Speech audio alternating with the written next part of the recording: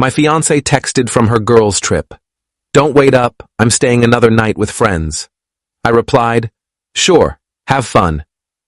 The next morning, her card declined, because I'd moved every penny from our joint account. Turns out, her friends included her ex. She still hasn't realized what else I took before she got back. I'm a 35-year-old guy who thought he had his entire future mapped out. Been with my fiancée Sarah for 4 years, engaged for 8 months, and honestly believed I'd found my person. We moved in together 2 years ago into a decent 2-bedroom apartment downtown, split everything 50-50 like adults, and opened a joint account for shared expenses about a year back. She worked in marketing for some tech startup, pulling decent money, and I'd been putting in long hours at my job to save for our future. We were planning a wedding for next spring, had already booked the venue, sent save the dates to close family. Everything seemed solid, stable, the kind of relationship people envied, or so I genuinely thought. 3 weeks ago, on a random Tuesday evening while we were cooking dinner together, Sarah casually announced she was going on a girls' trip to Miami with her college friends, Thursday to Sunday. 4 days of beaches, cocktails, and catching up with people she hadn't seen in years. She seemed excited, showing me the Airbnb they'd booked, talking about which beaches they'd hit, which restaurants were on their list. I didn't think much of it at all. She'd gone on trips before with friends. I trusted her completely, never had a reason not to. The night before she left, we ordered Thai food from our usual spot, watched some Netflix show we'd been binging, and she kissed me goodbye before bed like she always did. "I'm gonna miss you," she said, running her fingers through my hair.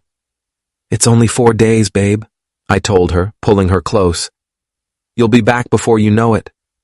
Thursday morning arrived cold and dark. She was up at 5 a.m., Uber to the airport already scheduled, suitcase packed and waiting by the door since the night before. I was half asleep, barely conscious, when she leaned over and kissed my forehead. "Love you. I'll text when I land." Her perfume lingered after she left. And she did text, right on schedule. Normal messages throughout the day. A picture of her airplane wing with clouds below. Another of the hotel pool with palm trees in the background. A selfie with her friend Jessica, both of them wearing sunglasses and big smiles. Dinner at some trendy seafood restaurant with a waterfront view. Friday brought more of the same content. Beach photos, fruity drinks with umbrellas, group shots with her college friends. Saturday afternoon, she sent a text around 3 p.m., having such an amazing time. "Don't wait up tonight. We're going out late to some clubs the girls found." "Have fun, be safe," I replied, adding a heart emoji. Then Saturday night arrived and everything shifted. She posted an Instagram story around 11 p.m. from some packed nightclub with strobe lights and loud electronic music. I was watching TV, scrolling through social media mindlessly when I saw it. I noticed something in the background of one particular shot, visible for just a split second before she deleted the story and reposted a cropped version minutes later. A guy's hand resting on her lower back, possessive and familiar. And on that wrist was a distinctive watch, silver band with a blue face and gold accents. I knew that watch intimately. I'd seen it 100 times in old photos Sarah kept in a box in our closet. It belonged to Marcus, her ex-boyfriend from college, the guy she dated for 2 years before they broke up. The same ex she told me she had absolutely zero contact with anymore.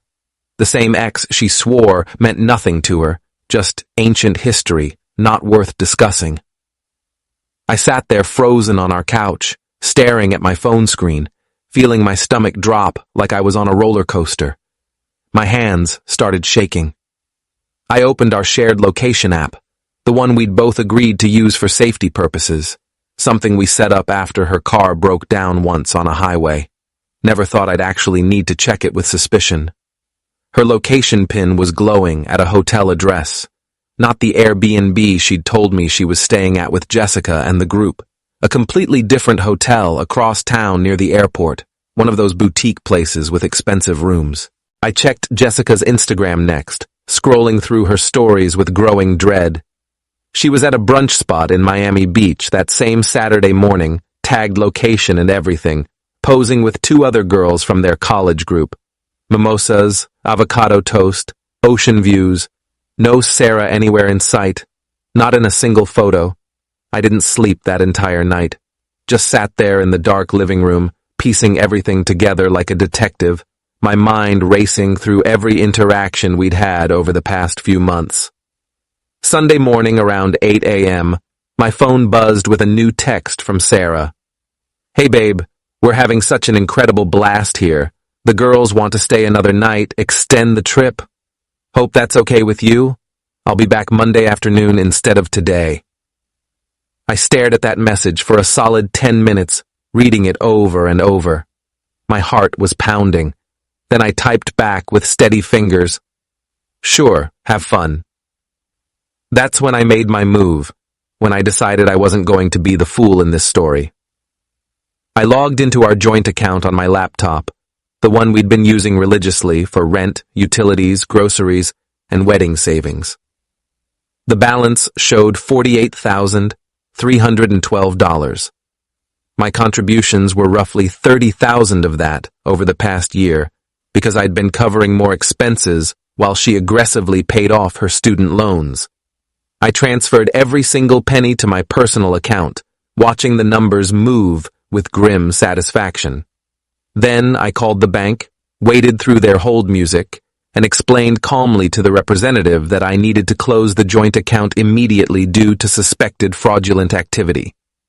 They walked me through the process, asked security questions, verified my identity. By 9:15 a.m., that account was completely empty and officially closed. But I didn't stop there, because I was thinking clearly for the first time in days. See, Sarah had been using my credit card for the entire trip. I'd added her as an authorized user months ago because my card had better rewards points and we were saving them for our honeymoon. I called the credit card company next, reported the card as lost or stolen, and had it deactivated immediately. The representative confirmed all recent charges, including several from Miami, and canceled the card. Then I systematically changed every single password to our shared streaming accounts. Netflix, Hulu, Spotify, everything. Changed the password to our shared cloud storage where we kept photos, important documents, wedding planning files. Changed our Wi-Fi password. I was methodical, making a list and checking off each item. Then I started packing. Not my stuff, hers. I spent 6 hours going through our apartment, carefully boxing up her belongings. Didn't throw anything out. Didn't damage a single item, just packed everything neatly into boxes I'd bought from the storage place down the street. Clothes, shoes, toiletries, books, decorations, everything that was distinctly hers. I labeled each box clearly with a black marker. Clothes, shoes, bathroom stuff, books, and misc. Stacked them all in the spare bedroom we'd been using as a home office. I even wrapped her picture frames in bubble wrap so they wouldn't break. Around 10:30 a.m., my phone started ringing. Sarah calling. I watched it ring, let it go to voicemail, listened to her frantic voice. "Hey, something weird is happening with my card. Can you call me back?" I deleted it. She called again 2 minutes later. And again, 5 times in 15 minutes. Then the texts started absolutely flooding in, one after another, each one more desperate than the last. "Why isn't my card working? Seriously, are you seeing these charges getting declined? This is so embarrassing. I'm at brunch with everyone and my card declined in front of the whole table. Can you please check the account? Call me now. This isn't funny if you're doing something." I didn't respond to a single message. Not yet. I wanted her to sit with that panic, that embarrassment, that creeping realization that maybe, just maybe, she'd screwed up catastrophically. I wanted her to feel exposed and vulnerable the same way I'd felt watching that Instagram story. Around noon, I left the apartment with a duffel bag of my essentials and drove to my buddy Dave's place across town. Dave and I had been friends since college. He knew Sarah, liked her, but he was loyal to me first. I told him everything, showed him the evidence, the Instagram story I'd screenshotted, the location data, all of it. "Stay as long as you need, man," he said, shaking his head. "I can't believe she'd do this to you." Update one Monday finally came, dragging its way forward. Sarah's flight was supposed to land at 3 p.m. according to the itinerary she'd showed me. I took the day off work, told my boss I had a personal emergency and needed to handle some things. I wasn't at the apartment when she got home, but I was watching. See, we had a security camera set up in our living room, one of those smart cameras we'd installed 6 months ago after there was a break-in scare in our building. Sarah knew about it. She'd helped me set it up, but I think she'd completely forgotten it was there over time. I was at Dave's place, laptop open, watching the live feed like it was the most intense movie I'd ever seen. I watched her walk through the door at 3:45 p.m., dragging her suitcase behind her, looking absolutely exhausted. Hair messy, makeup faded, wearing the same outfit from her last Instagram post. She dropped the suitcase in the entryway and went straight to the bedroom. I couldn't see her face clearly from that angle, but I watched her body language change when she opened the closet and saw half her clothes missing. Then she walked quickly to the spare bedroom, and I saw her face fully when she found all the boxes. Pure confusion, then shock, then rising panic spreading across her features. She pulled out her phone with shaking hands and called me immediately. I watched her on camera while my phone rang in my hand. Didn't answer. She tried 3 more times in quick succession. Then she just sat down on our couch, right in frame, and started crying. Not pretty crying, but the kind where your whole body shakes. That's when I got a text from a number I didn't have saved, but I recognized it instantly. Marcus. Yeah, Marcus somehow had my number, because Sarah had apparently given it to him months ago when they reconnected on LinkedIn for networking purposes, which she'd mentioned casually once, and I'd thought nothing of at the time. His message read, "Hey man, I think there's been a serious misunderstanding about this weekend. Can we talk like adults? I'd like to explain my side." I stared at that message, feeling anger surge through me, then replied calmly, "No misunderstanding at all." You knew she was engaged. She knew she was engaged. You both made your choices with full awareness. Now enjoy the consequences of those choices. He tried calling 30 seconds later. I blocked the number immediately. Sarah finally left the apartment around 6:15 p.m. I watched her load one box into her car, struggling with the weight, then drive away.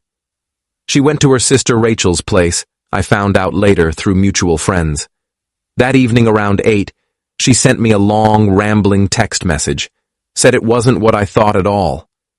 Said Marcus was just there coincidentally, that they'd randomly run into each other at the club and caught up. Said she never cheated, never even kissed him, just talked about old times and college memories. Said I was completely overreacting, that taking all the money was financial abuse, and she could sue me for it, that I'd regret this. I let her message sit there for an hour before I responded. Then I sent her one single text back. The security camera in the living room records audio too. Check the cloud storage from 2 months ago, folder labeled security footage. Password is your birthday backwards. Watch the video from October 9th. Then we'll talk about who's actually lying here. See, I'd had my suspicions growing for weeks before this trip. Little things that didn't quite add up. Her phone suddenly tilted away from me when she texted. Late night, work calls that she always took in the bathroom or the other room. A new perfume she'd bought that wasn't her usual brand. Coming home later than usual from drinks with coworkers. So 2 months ago, I'd started paying closer attention and keeping records.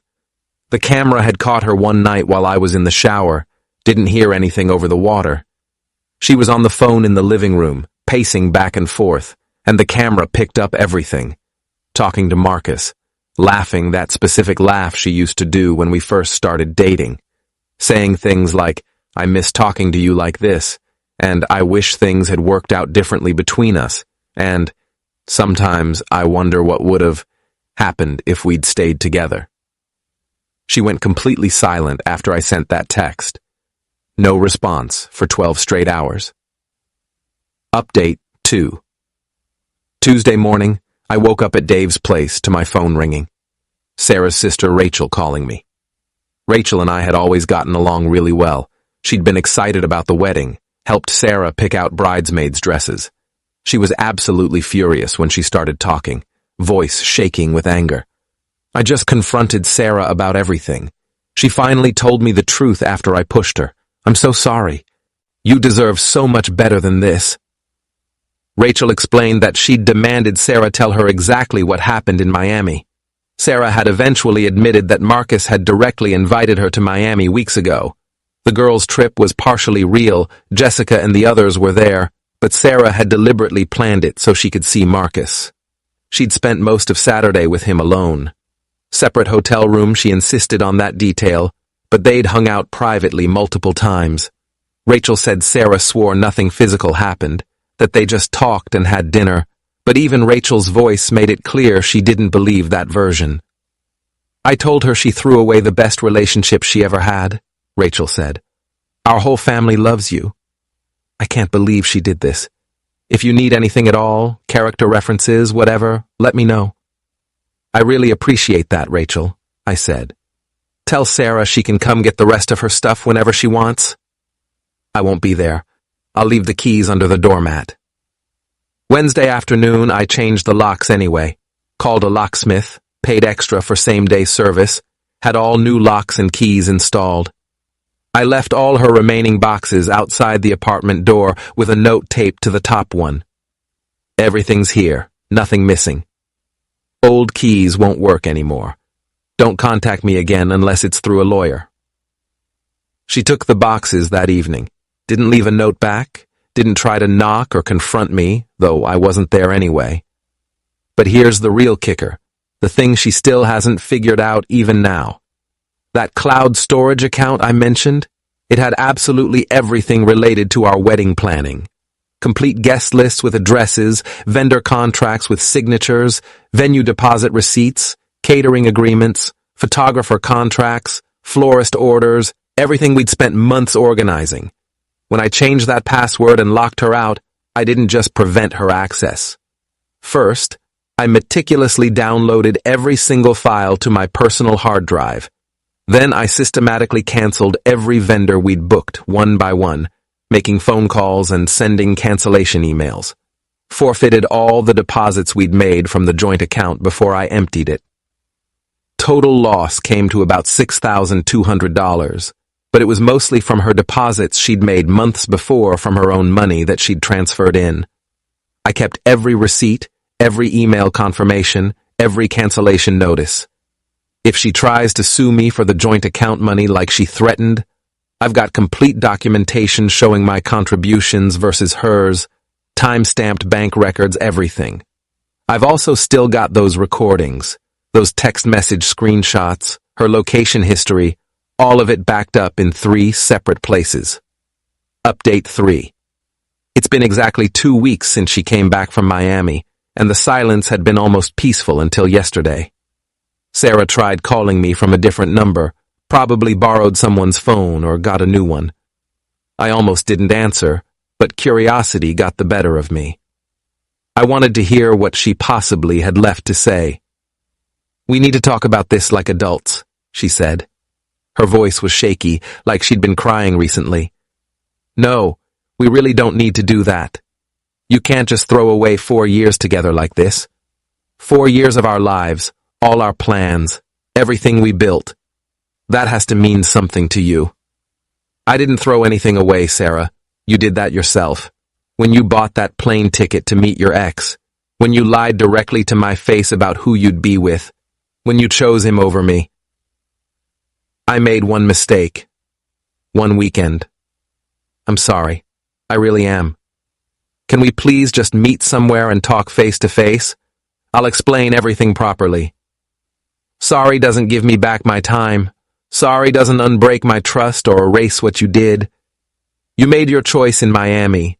I made mine with that bank transfer and everything else. We're done. There's nothing left to discuss. You're being incredibly cruel about this. Taking all the money, canceling our wedding behind my back, changing the locks. That's vindictive. I actually laughed out loud at that. Cruel would have been waiting until the wedding day itself.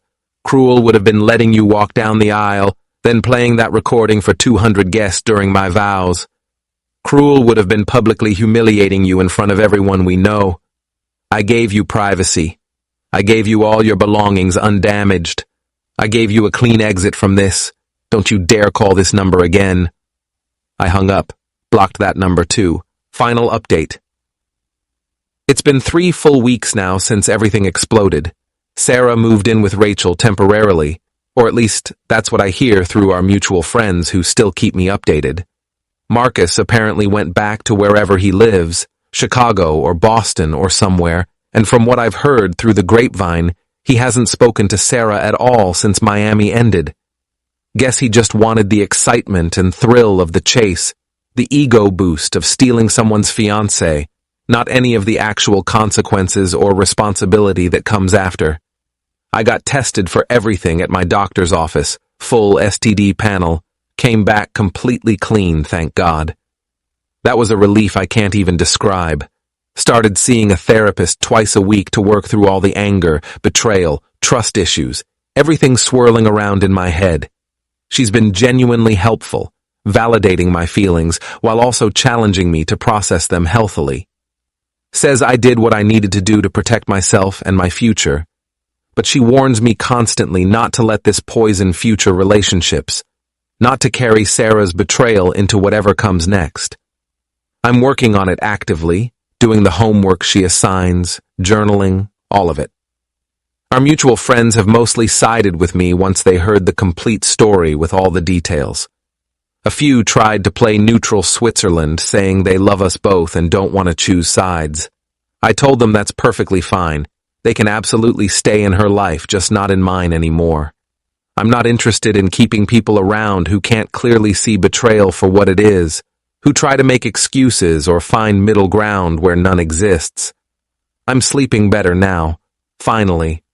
Eating actual meals instead of just coffee and anger. Hit the gym for the first time in years, signed up for a membership, been going 4 times a week. Funny how a devastating breakup can either completely destroy you or rebuild you from scratch into something stronger. I'm actively choosing the latter every single day, even on the hard days. Last night, I finally took off the engagement ring I'd been wearing and put it in a drawer. Maybe I'll sell it eventually. Maybe I'll keep it as a reminder of what betrayal looks like. Haven't decided yet. What I do know is this. I'm 35 years old, single, and starting completely over. It's terrible. It's terrifying. But it's also weirdly liberating in ways I didn't expect. No more wondering if she's telling the truth. No more checking her location. No more paranoia eating away at me. Just me, figuring out who I actually am without her, rebuilding my life piece by piece. And honestly, that's not the worst place to be.